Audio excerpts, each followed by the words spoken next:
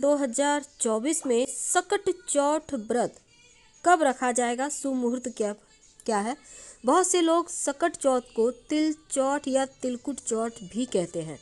इस दिन माताएं अपने बच्चों की लंबी आयु के लिए निर्जला व्रत रखती हैं और शाम में चंद्रमा को अर्घ्य देकर अपना व्रत खोलती हैं। भगवान गणेश की पूजा की जाती है और कहते हैं जो भी सकट चौथ पर भगवान गणेश की सच्चे मन से पूजा करता है उसके सभी पापों से उसको मुक्ति मिल जाती है। सकट चौथ की शुभ मुहूर्त तारीख क्या है।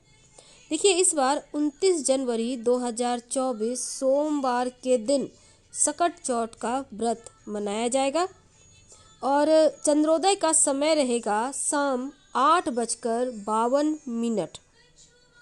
चतुर्थी तिथि का प्रारंभ होगा 29 जनवरी 2024 को सुबह 6:10 पर और चतुर्थी तिथि का समापन होगा 30 जनवरी 2024 को सुबह 8:54 पर। सकट चौथ व्रत में भगवान गणेश की पूजा की जाती है और इस दिन व्रत रखने से बच्चों को जीवन में होने वाली सारी परेशानियां दूर होती है।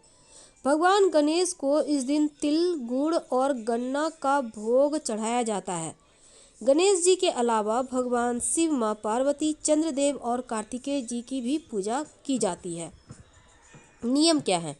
देखिए, सकट चौथ के दौरान महिलाओं को निर्जला व्रत रखना चाहिए। चंद्रोदय से पहले भगवान गणेश की विधिवत पूजा विधान कर लेनी चाहिए। फिर चांद निकलने के बाद चांद को अर्घ्य देकर व्रत का पारण करना चाहिए। भक्तों को काले रंग के कपड़े नहीं पहनना है।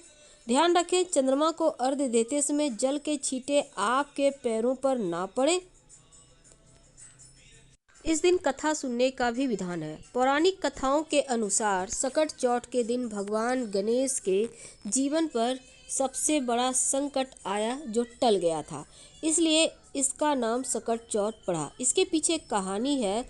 माँ पार्वती एक बार स्नान करने गई। स्नान घर के बाहर उन्होंने अपने पुत्र गणेश जी को खड़ा कर दिया और उन्हें रखवाली का आदेश देते हुए कहा, जब तक मैं स्नान कर खुद ना बाहर आऊं किसी को भीतर आने की इजाज़त मत देना।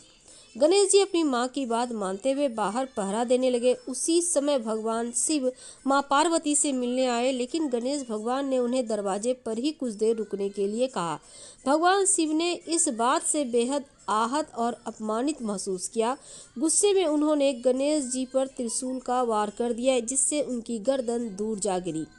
स्नान घर के बाहर शोरगुल सुनकर जब माता पार्वती बाहर आईं तो देखा गणेश जी की गर्दन कटी हुई है। ये देखकर वो रोने लगी और शिवजी से कहा कि गणेश जी के प्राण फिर से वापस कर दें। इस पर शिवजी ने एक हाथी का सिर लेकर गणेश जी को लगा दिया। इस तरह से गणेश भगवान को दूसरा जीवन मिला। तभी से गणेश जी की हाथी की तरह सूंड होने लगी और तभी से महिलाएं बच्चों की सलामती के लिए माघ माह के कृष्ण पक्ष की चतुर्थी को गणेश चतुर्थी का व्रत रखने लगी। तो हम आपसे विदा लेते हैं। जानकारी अच्छी लगे तो लाइक कर सब्सक्राइब करें, शेयर करें, कमेंट करें। धन्यवाद।